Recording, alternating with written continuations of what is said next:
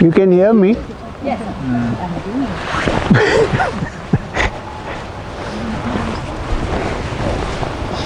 It's not meant for. Okay. So today I think this is the last satsang. Tomorrow? No. Tomorrow we don't have anything. Okay. Okay. So it looks like the last satsang because there is a flow. So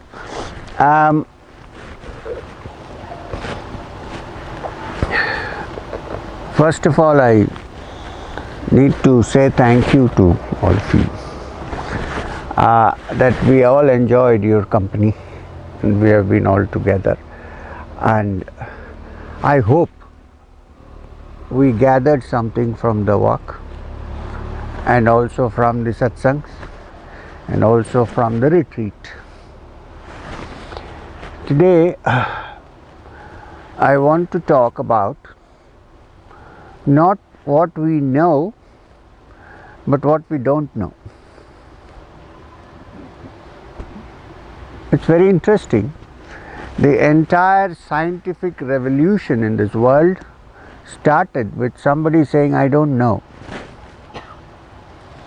If I say I know everything, there is no more movement, there is no more research, there is no more finding out. Because if I know everything, what do I have to figure out? Nothing.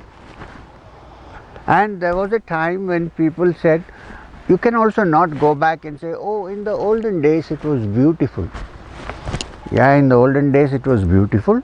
It was also, there were many diseases which couldn't be cured. There were also, of course, there were not so many people, but we can't always live on past heritage. We need to look now, at present.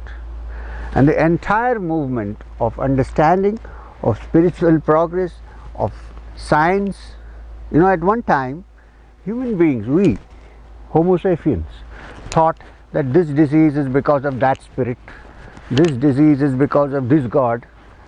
And then somebody said, no, I don't think so, I don't know. So they said, let's find out. So what is the most important thing? I don't know. It is the same in the spiritual field. If I start my spiritual journey saying I know, then I don't know anything. I cannot proceed. Because what I know may be completely wrong. Maybe. I don't know. It may be completely wrong. I haven't figured it out. So if I say, okay, open and let me look. You know why? Well, I come from India. I was born in a certain setup. I went through a certain training with my teacher. So I think I know, but I may not know. If you think I know, then you are under an illusion. I don't know. People say, so why should we listen to this guy? Precisely to figure out that I don't know. It's true, I'm telling you. Because if we are looking for something which is infinite, suppose, if we are looking for something that cannot be caught in words, if we are looking at something which cannot be actually defined, then we are starting from I don't know. If I know, it cannot be what we are looking for. The moment I say I know, what is the meaning of knowledge? Let's discuss this. It's very simple. What is the meaning of knowledge? Okay, I don't have knowledge of this hat. First, when I start, I don't have. Then I say, let me learn about it. So I take a hat and then I learn about the hat. Okay. After learning about the hat, what is the process? I say, now I know about the hat. Well, all knowledge is like this. I know about the hat. When I say I know about the hat, what does it actually mean? It means I have understood it and then put it into my brain, in my memory, right? In my memory. And then when I want, I can pull it out and say, this is a hat. This is the meaning of saying I know this is a hat, which means I didn't know before, then I came to know because I tried to understand, and after understanding I have put it into my brain, in my memory, in one of the small little cupboards here. There are many, and then I have shut it. It is there, and when I want, I can pull that drawer and say, here is a hat. This is the meaning, right? Is there any knowledge which is not a memory? Anything. Scriptures, books, philosophy, hat. There's a beautiful book written by a great psychiatrist called Oliver Sacks. It's called A Man Who Mistook His Wife for a Hat. It's a case history. So when we say we know something, which means I remember it, I have understood it, now I remember. When I say remember, what does that mean? It is a memory, right? And I can take it out anytime I want and put it back. We are asking, if there is a reality which is always here and now, can it be a memory? Because memory is a thing of the past. You cannot have a present memory, can we? When I say memory, it is past. So when I say knowledge, it is past. So can there be knowledge of that which is? There cannot be. Therefore, when we try to understand this with our brain, which is conditioned, of course, and then suddenly it strikes me that all that I gather in my head is a memory. And if it is a memory, it is something in the past. And if it is something in the past, it cannot be the reality which is always present. It's my idea of reality. It's not the reality, it is my idea of reality.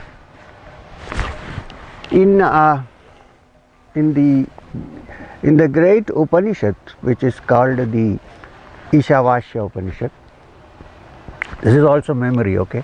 Ishavasya Upanishad. We can't live without memory, but we should understand that it is useless to find the truth. Anyway, so in the Ishavasya Upanishad, there is a statement which is very wonderful. It says, I don't want to use the Sanskrit, better keep it simple, not so complicated. It says, those who worship ignorance enter into darkness. That is understood. We say, oh yeah, I understand that. I am not an ignorant man, I am a knowledgeable man, so I am not entering into darkness. So the Upanishad says, those who worship ignorance enter into darkness.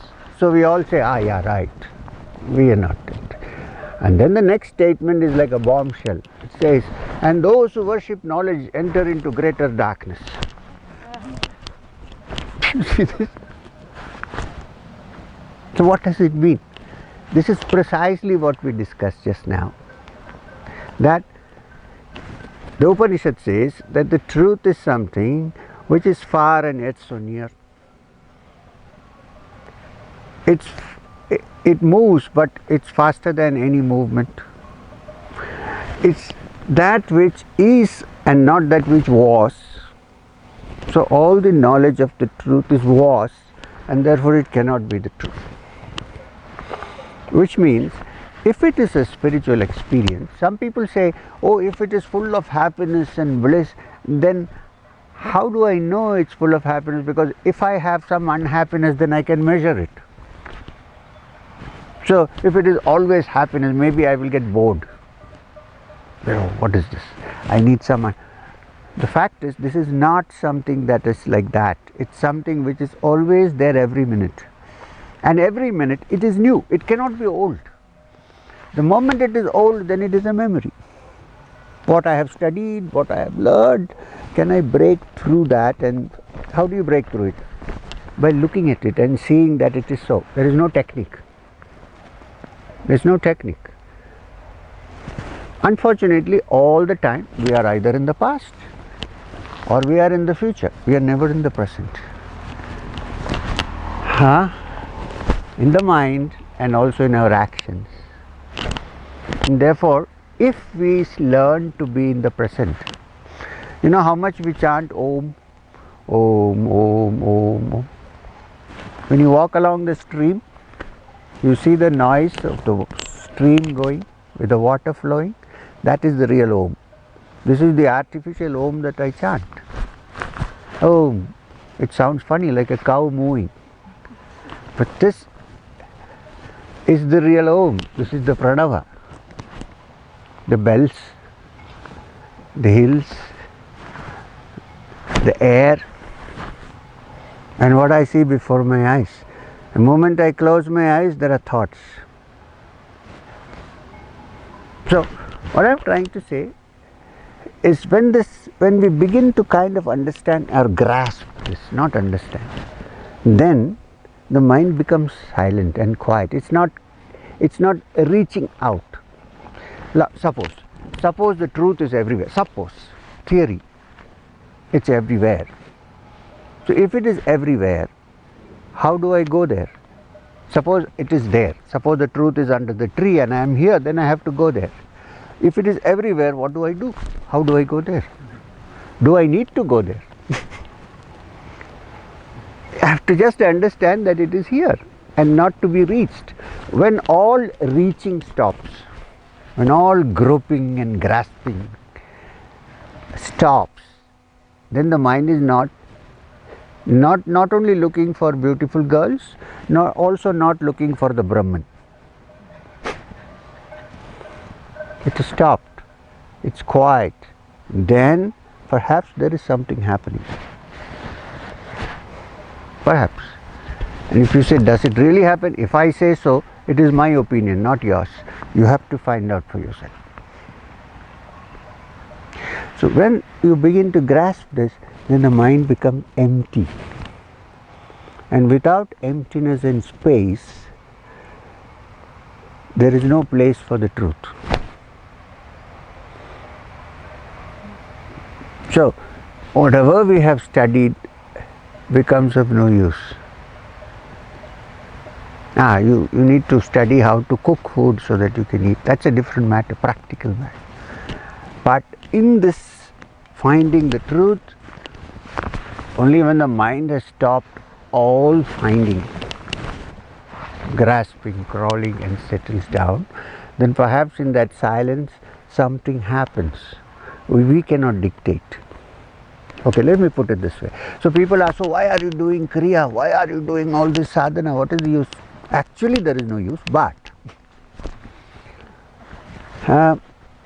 you know the breeze that blows, the breeze, can we dictate when the breeze is going to blow?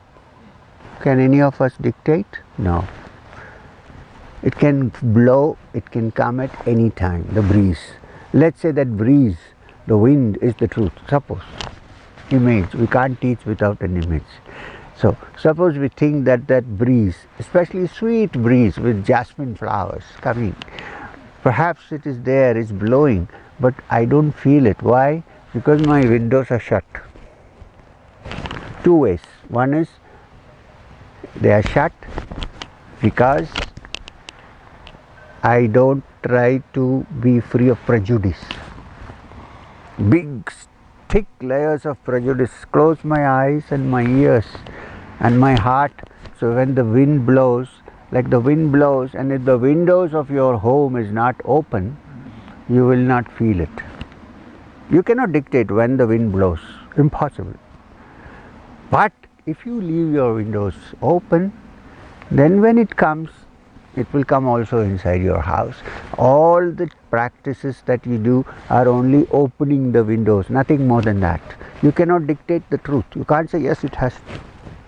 If you can do that, then it is not the truth. So you can open the windows. So all the practices that we see are merely to open the windows and wait. Patience is important. You can't say the wind has to come now. It's not in our hands. Wait. Some people call that surrender.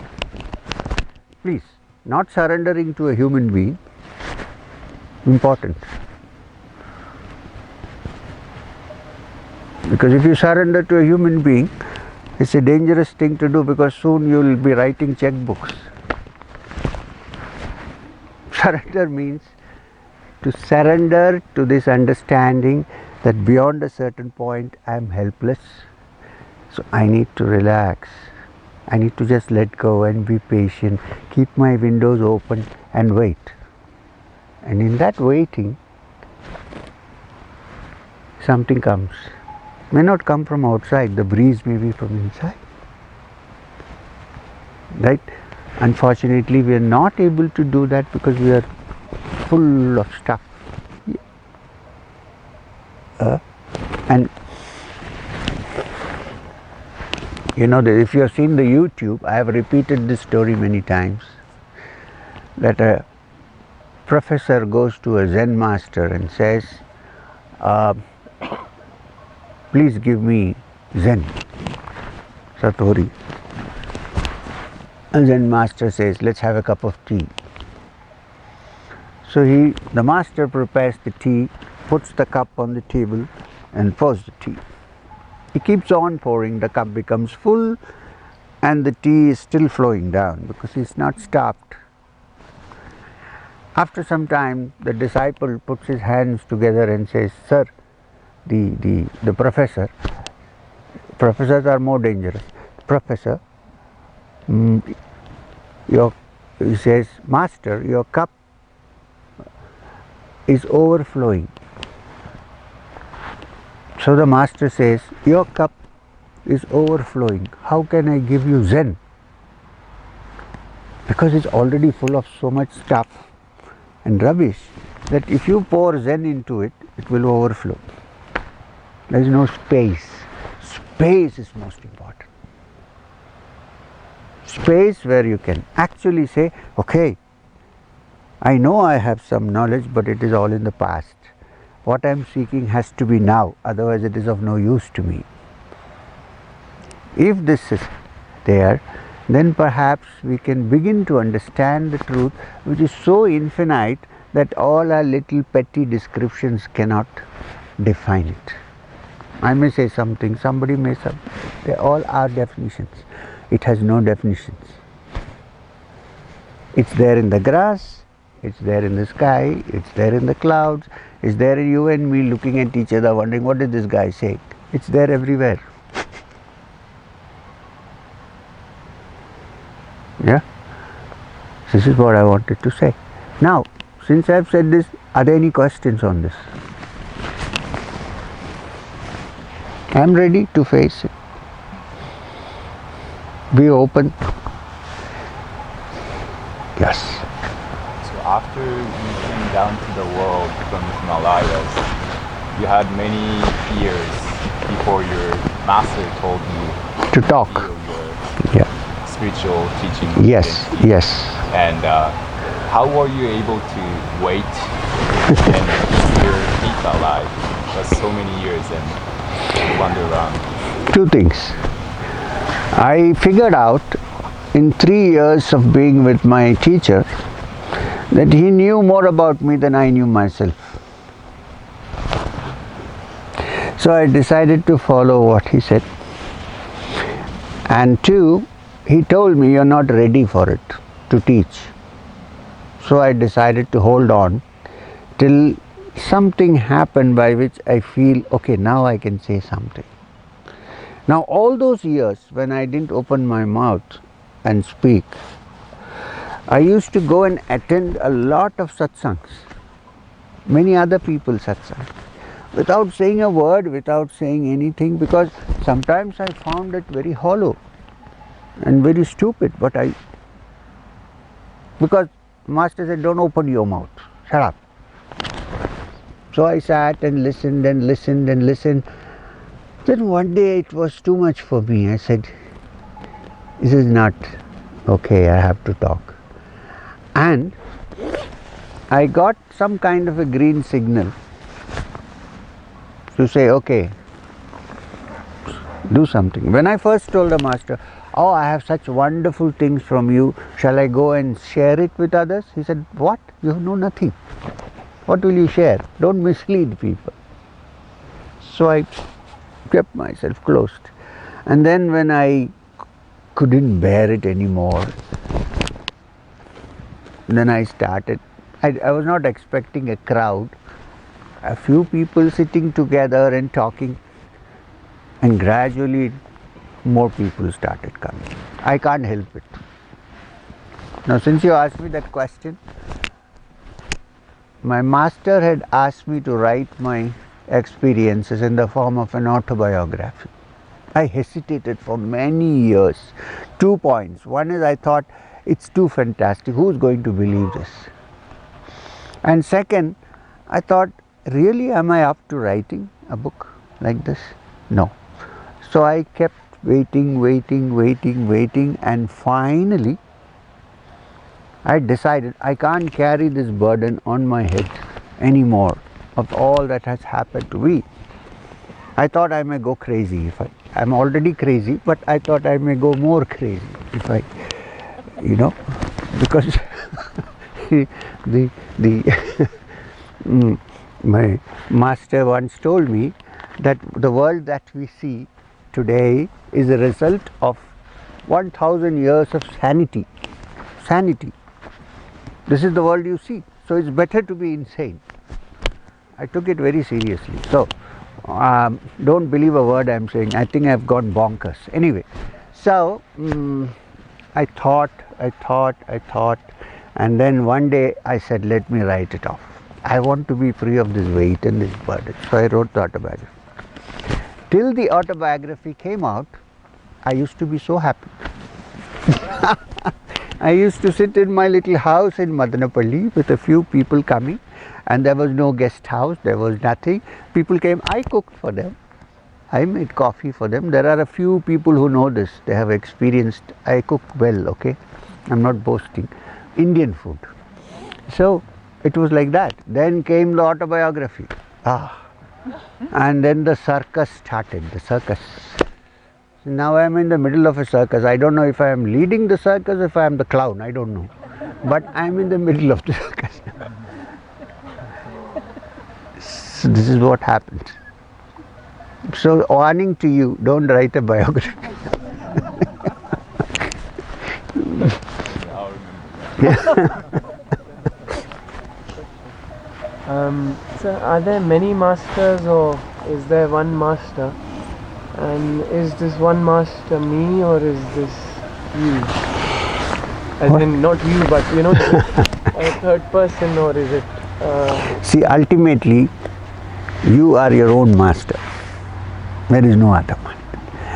Yeah, a teacher can help you understand this point, that you are your own teacher. If you understand that, then you're free. If you keep calling me master, you're sunk. My job is to tell you that your teacher is in you. The principle of teaching is in all of us. We don't see it. So all we can go up to a certain point until you figure out here. Figure out there, then you're your own teacher. I don't believe anybody can give us illumination. We have to find it ourselves. If I'm hungry, who eats? I eat or you eat? I eat. In the same way, in this matter, if you're hungry, you have to eat your own food. I can take you to the food. You have to eat it. Okay. Since we are on the subject, let me tell you one more thing. It's more important to understand the teachings than to worship the teacher. In India, it's very common. Somebody is teaching Upanishad, Gita, has become a good teacher, so everybody is worshipping this guy. And he usually sits on a high throne and we are all crawling on the ground. This is not spiritual. This is not a dignity for human beings to do that. Okay? So, I know you're shocked, but it is true. Shocking is my job. So, what did I say? It's not dignity to... No. Listen. Where did I start? The teachers in you. Yes. So, the teaching, what is being understood from the teacher is more important than the teacher. A teacher is a personality, please understand. He may have some idiosyncrasies. He is born, so he is definitely going to die. So then what happens? You worship a picture and say, oh, he's still there. It's in your mind. Anyway, so this being the last day, I thought I will break some images. I hope you don't mind. So, suppose I don't know the way. Suppose Hans is standing there and he knows the way. Somebody comes to him and says, hey, how do we go to wherever we are going? What's the place we go? Anyway, how are you go? You have to go this way, you have to climb a bridge, then you have to turn left, and you have to go straight. Right. So if I have to reach that place, should I go according to the path which he has described, walk myself?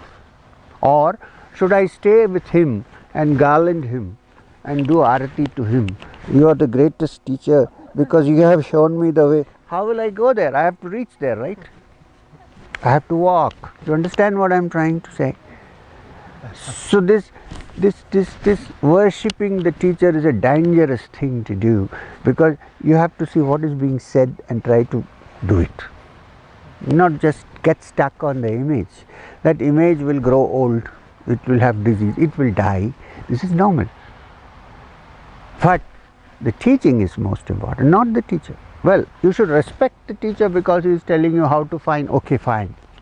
But don't take it to the limit of making the teacher more important than the teaching. Then we are stuck. I know Anastasia is brimming with questions now. No? Not anymore. No. Good. So I didn't read your mind. I'm wrong. So what did I say? So please understand what is being said. Don't give too much importance to this fellow sitting here. This is like you and me. I eat, I drink, I go to sleep, I go to the WC and I die. The sacred is much more around us and in our hearts. Remember this. That's all. Any more questions?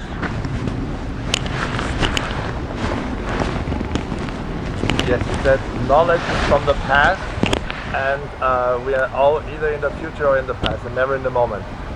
When in our material, in our daily life, our job it is to build something new. So we have to build something for the future. Yes. Is it possible at all? Because or is this all assumption, or is this guessing? Is there a way? Is it an illusion? Is there a way to build something really new? Okay. Now this is what I said. If you really think you want to build something, suppose, then first you have to start with not being satisfied with what you have. One. And second, to say that, oh, I don't know how to do this, so let me learn. 2 points are required. Now in daily life, in material life, it is of course possible to invent something and find out. We are not talking about a material thing or material life. We are thinking of the psychological part of ourselves. Is it possible to create something from the mind which is already finite? The mind is our mind generally. We can say it is infinite, but it is quite finite, right? If it is not finite, will it be caught by pain and pleasure? It's finite. So can this finite mind think about the infinity of future? That's what I'm asking. Not the physical, of course. If you have a job, but please remember, all new discoveries have come from space. When there is space, when one says, I don't know, let me figure out. Keep this in mind. It's also so in spiritual matters. And it is not as if now it is well known that intuition and thinking are not just linear. It's not like 1 + 1 is equal to 2. It's more like what in computer terms called fuzzy logic. It's here, it's everywhere. You certainly should plan for that. Now we are going to plan to go there, right? We have nothing about that. We are not that is a practical thing to do. Agreed. But can we extend it to that which is spiritual? This is what I want.